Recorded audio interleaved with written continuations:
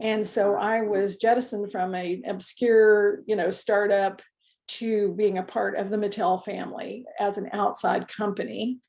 And I ended up, after Girl Games, making mini games for Mattel as an outside producer and working directly with the women that were heading up that division and making games specifically for girls. So I was very involved in several games for the Barbie designer series. So I ended up making games about Barbie and writing songs about Barbie. And that's the irony in how I got the job, from my Ghost of Ken and Barbie song. But music, yes, was my entry point, but there was so much to learn. And it's very, very similar to how it is today. There's so much to learn. You're always using new technology. But I was trying to tell stories. And I was telling stories about young women, preteens, young teens. Ended up doing, I like to say I've done 7 digital fashion closets in my career across 7 different products for different companies. And so there's some play patterns that I learned about and got really involved with the young people that I was interviewing and doing focus testing. So there are some play patterns that remain the same to today, even with the new technology. And one of them is fashion. Of course, fashion's killing it right now and getting very early in the metaverse and NFTs. So that was very useful, but there are other play patterns that remain the same too. I think that really what I learned and who I was able to meet, and of course, the exposure from my music was huge, and being involved in distribution of millions of games to girls, as well as distribution at Disney World. I had, as a songwriter, that was really important to me, is to keep my music and my craft alive. So that was the beginning. And of course, that has expanded into new things.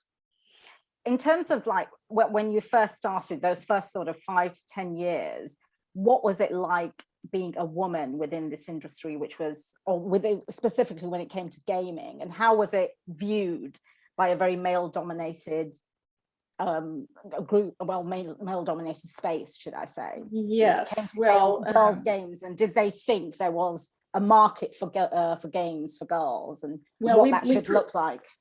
We proved that there was a market with the Mattel products. Of course, one could argue because we had big brands behind these games, but I also did some things that were award-winning that did not have big brands.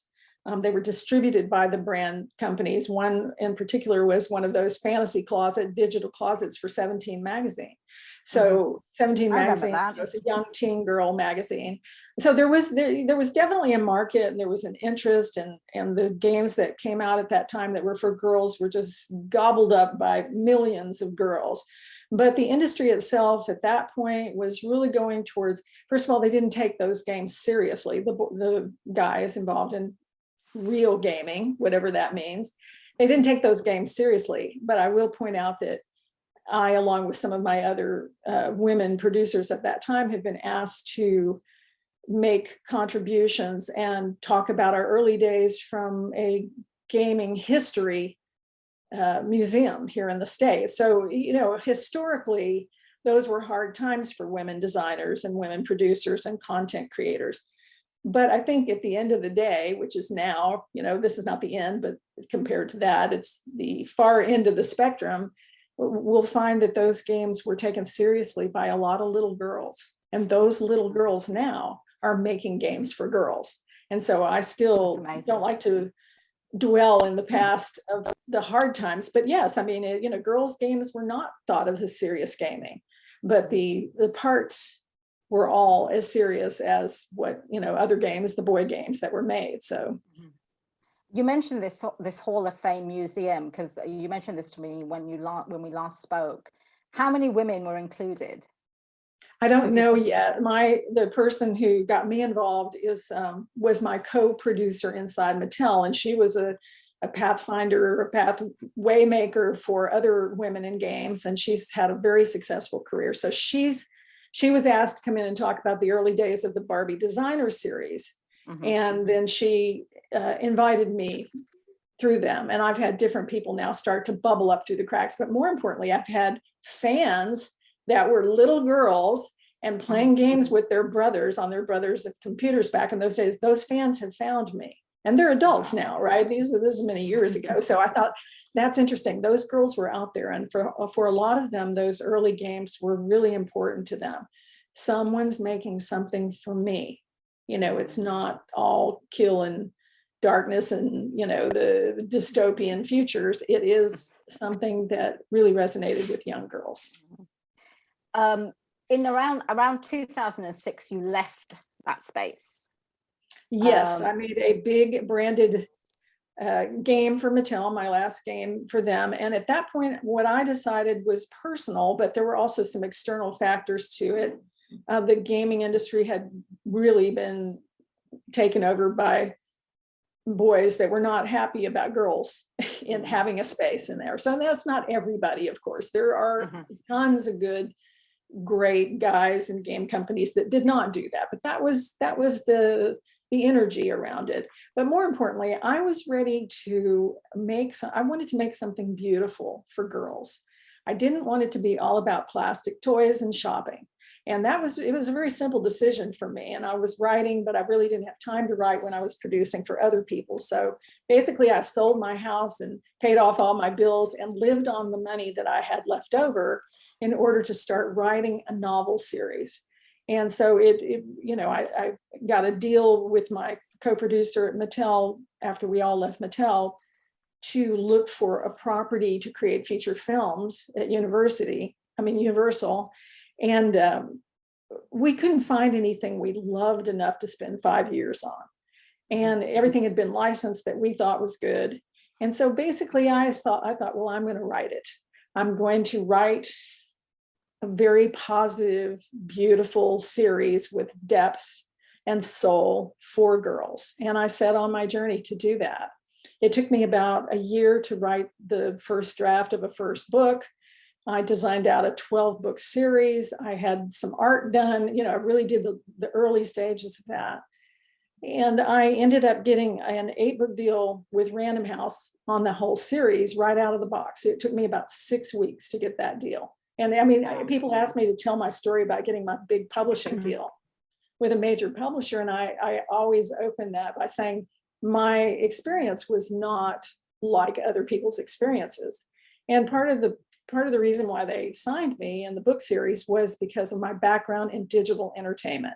And part of my business plan was to be able to express these stories in different ways in the digital world. And so that was a boon for me. Mm-hmm.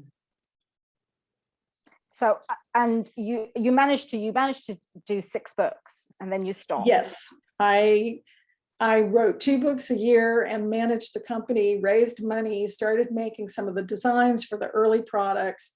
And then I got stopped in my tracks by breast cancer. And it was an unfortunate moment in what I thought, the trajectory of my journey. And this is another lesson, since it's a fireside chat for women, but for everyone really, is the path that you think you're taking sometimes is going to have twists and turns. So this was one of my big twists. That cancer took me out for 3 years for treatment. I was forced to close my company, but the sort of silver lining to the closing of the company was that I was able to buy back all my rights to everything. So when I came out of chemo and all the treatments and I lived and, I was ready to start again, now I own everything. And so I really had to ask myself, what did I learn by having a near-death experience, and what will I do differently now? And the property had the 6 books with Random House, and I decided to put those on the table for the time being because those were preteen girl products, very girly, not as many boys in my story. So I started writing a new book series and I aged it up. It's for young teens, so 13 to 16. It's not YA. It's very specifically started talking about a young adult market, a young teen market. And that wasn't even a thing when I started talking about it to publishers, and they still don't recognize it. But the entertainment business has now carved out how 13 to 16-year-olds are different than 17, 18, and 18-year-olds. There's a different way to speak to them and what they care about. And so, I'm always studying my market, my target market. I know preteens and Gen Zs, and now this young teen market has emerged. but I was writing for that market when I started the new books. The new book series is called Coded for Greatness. I have 2 books written and ready for release. I took all the Fairy Godmother Academy books off the market right before COVID, and I am doing second editions with new covers and new content in those. So I have 8 books to release in 2022. So where would Jan Bozarth want to go next with all that content? And, I really made some conscious decisions in the last few years, or actually a year and a half since COVID started. I had a screenplay, I had lots of content, I could go to Hollywood, I could pitch all the normal places. But in that year and a half, what has happened to all of us, and now we're talking about at this conference, are things like the metaverse, right? Or Roblox or AR and VR, really getting a handle on how to be a consumer product, a forward-facing consumer product. And so all those things were evolving quickly as I was trying to decide how to release all this material. So a little over a year ago, I decided my best and favorite thing that I should do to build my following and really start to release this material in a broad market sense. I chose Roblox to build a game. And Roblox, of course, 85%, I don't know what it is globally, but 85% of kids 8 to 12 in the US are on Roblox. So we already know that my early stage target market is there. And then secondly, Roblox itself started having a lot of conversations. Now it's pretty public, but in the early stages, conversations about really building the music business. So here were the 2 things that were the most important to me. And that's where all my people are. So that was the reason for that choice. But more importantly, I think that it has all of the, or not all, but many of the things that I think are important to building a brand or a franchise for any market, but particularly an underserved market, which girls would be. Oh, and Roblox has 51% female players, by the way. So that was another reason. But, I think that there were things that were important to me, the socializing aspect within the game, the in-app purchases, fashion.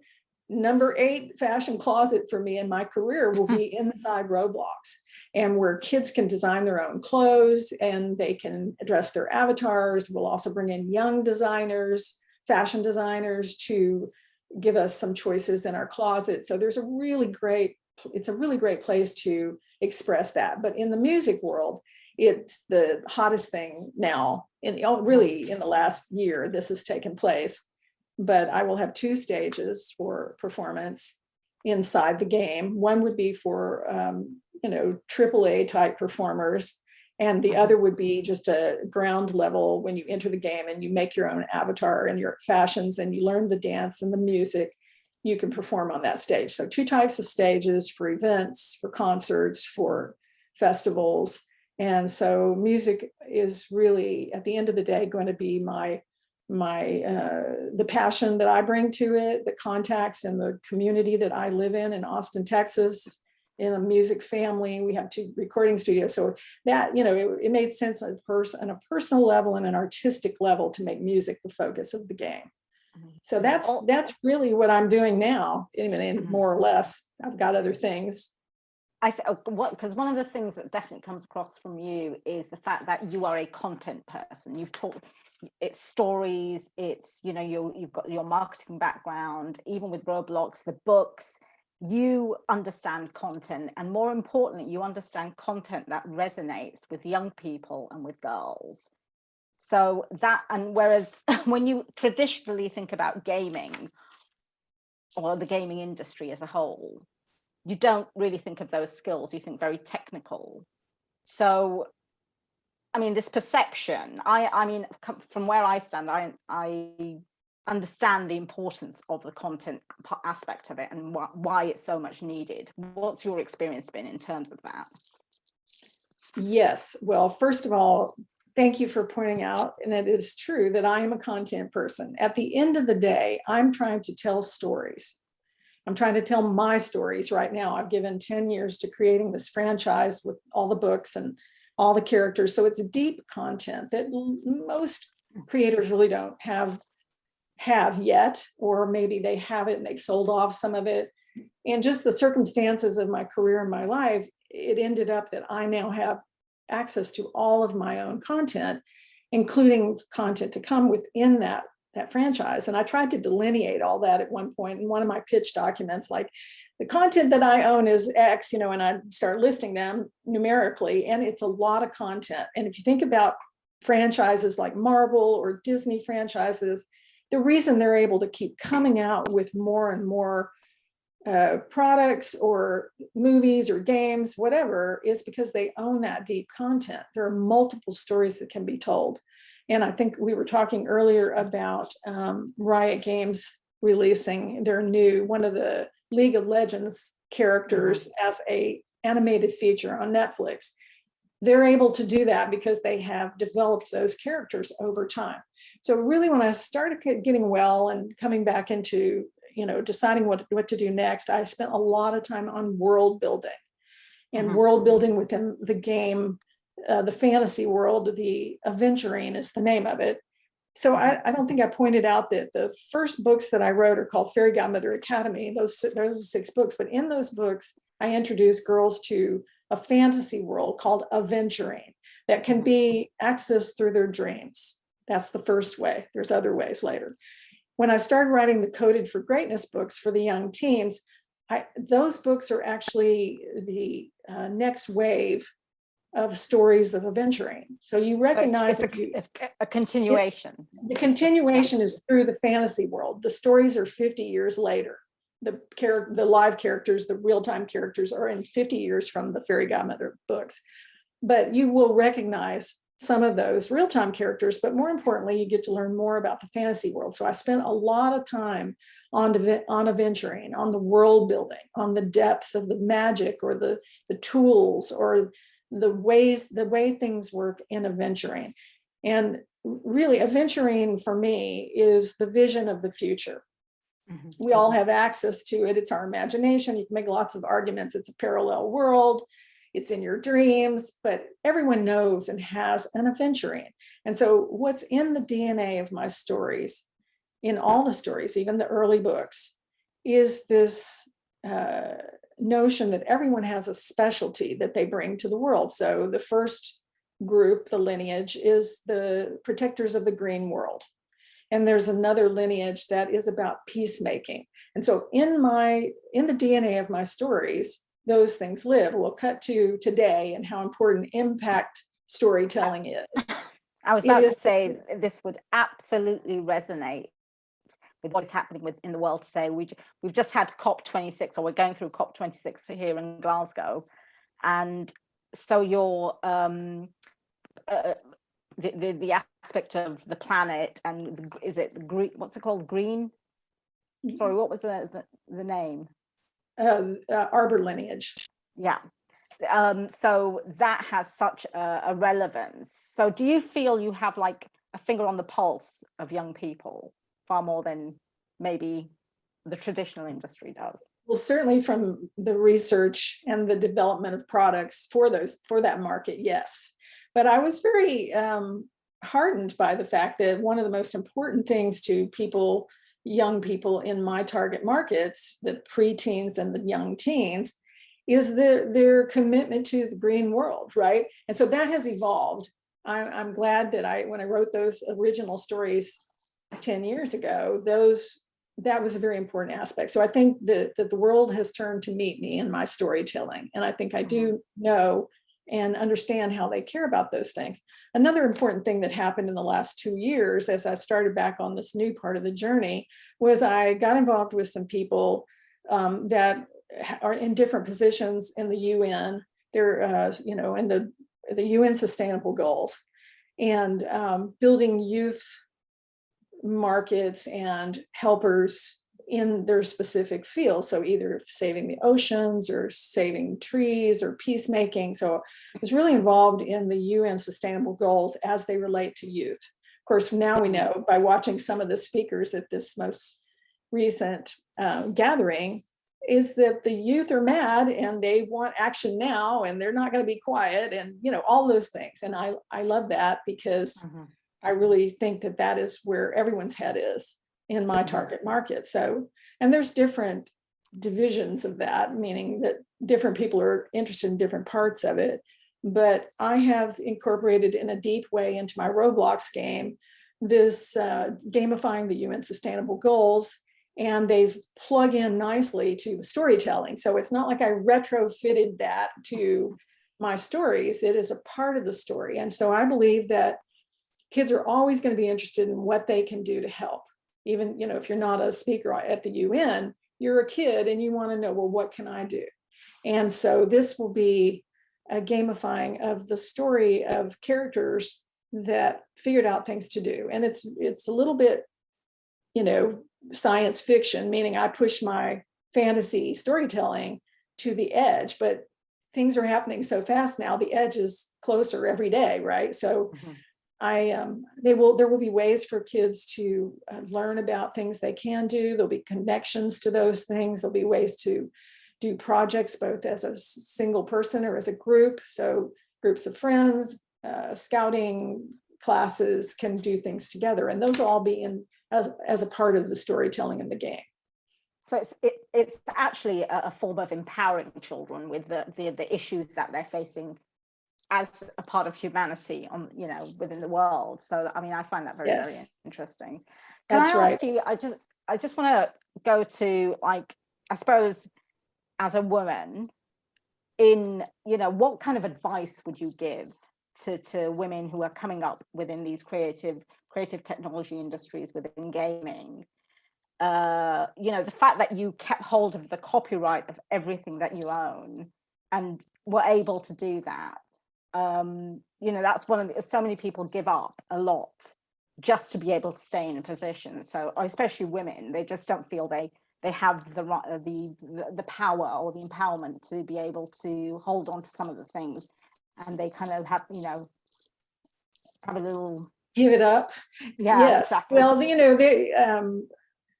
the fact that I now own everything, all my copyrights and all that, that was a very that's a twist and turn of the path. But I would say that with the tools that are available now to everyone, the maker tools that can be for music or for art or 3D animation or games themselves, and even Roblox is built on the fact that kids make their own games, right? Of course, that's changing now, and they're inviting in more professional developers to also make games, but bigger games.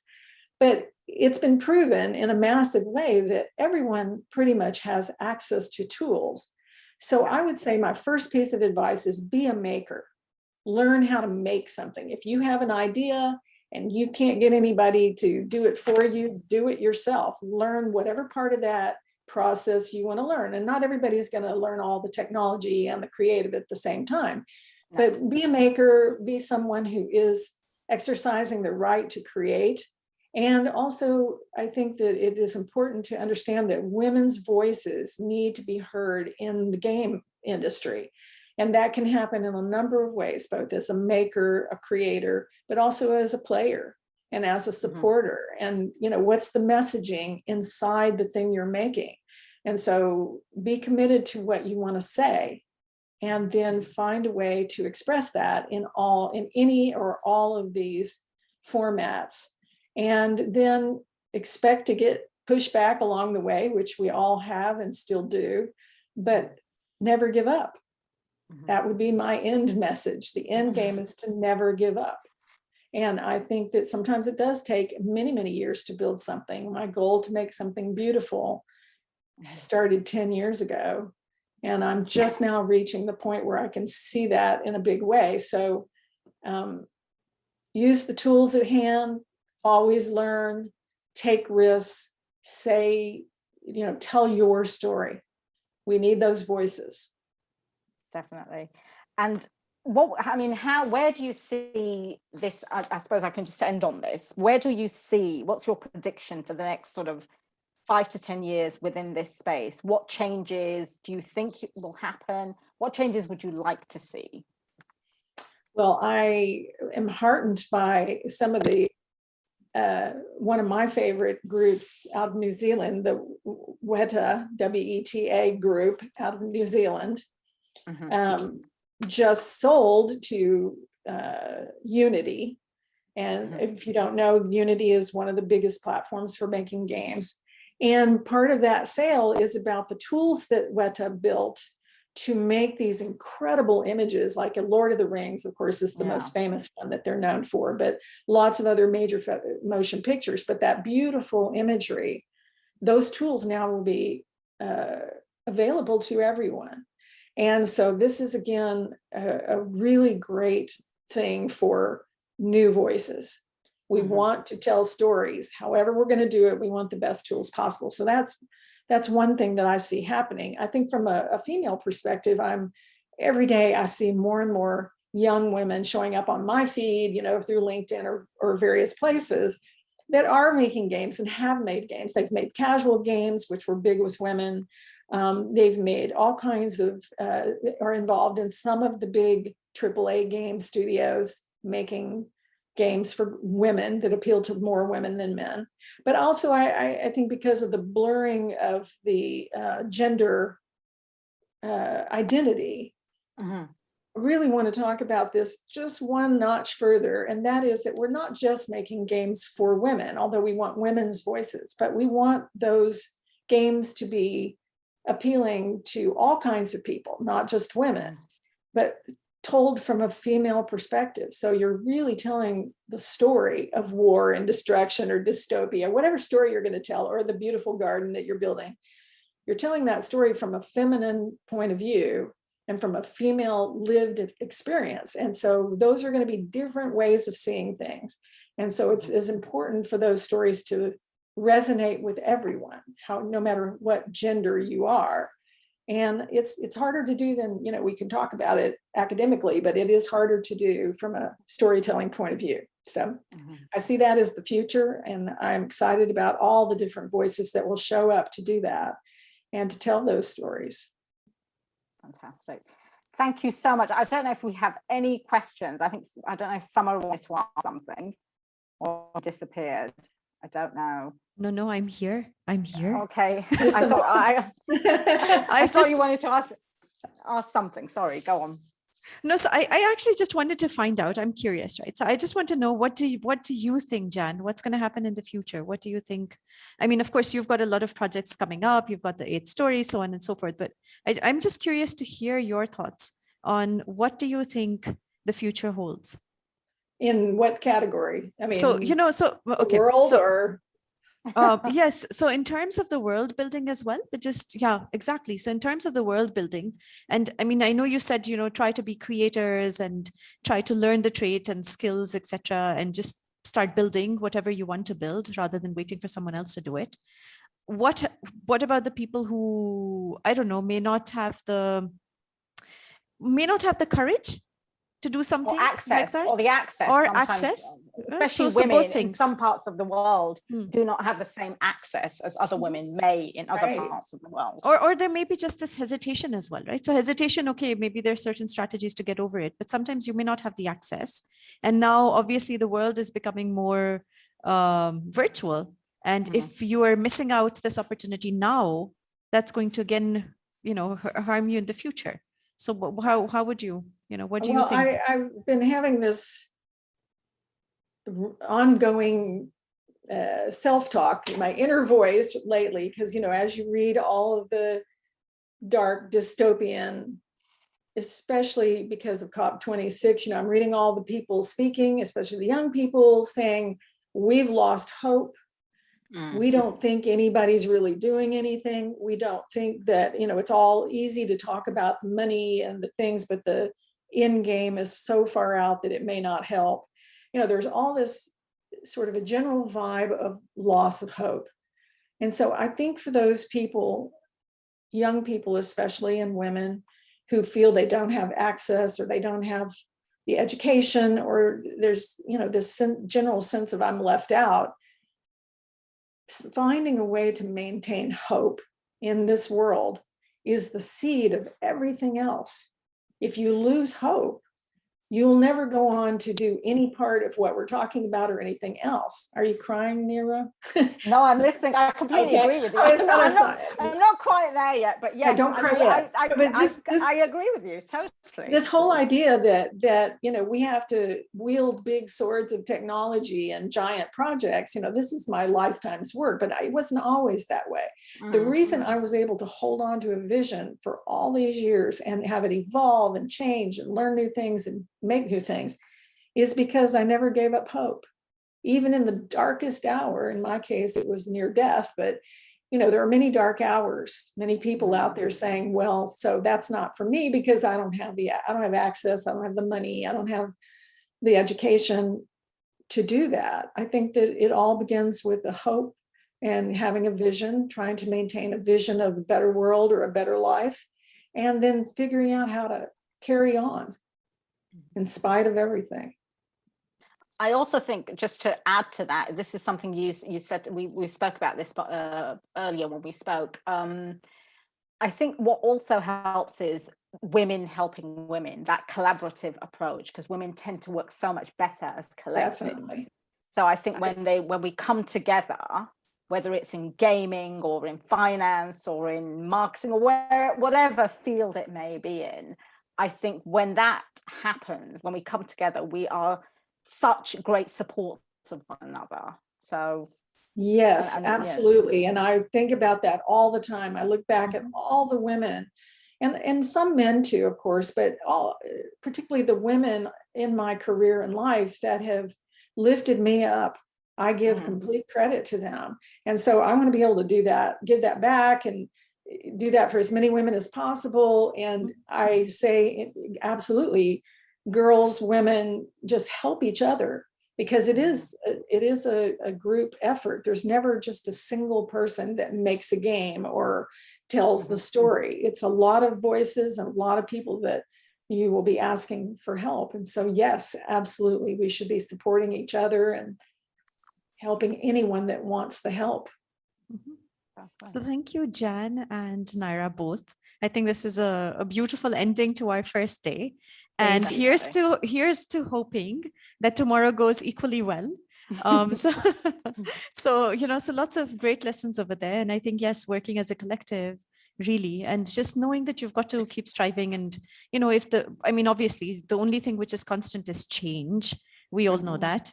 So just, remain open to that. And now change is happening so fast, at the speed of light, literally. So we've always got to keep learning, etc. So I think that's a great approach. And this is essentially why we're doing GameX as well, because we have to learn if we want to stay, in line with the world, especially Pakistan being the 5th most populous country. It's a shame that we're nowhere near when it comes to gaming, media, entertainment, tech. We're not there yet, right? But we could definitely strive to get there. So thank you very much, ladies. Thank you, Samara. Thanks for having me. And thank you, Nyra. Thank you. Thank you very, very much. Thanks for asking. I'm hugely privileged to be here. Thank you. Well, good luck on the rest of the conference. And thank you for including me. We'll keep tweeting. You know me. I will keep tweeting. Jan, you've got to get on Twitter. Yes. Okay. Well, thanks, ladies. Thank you very much.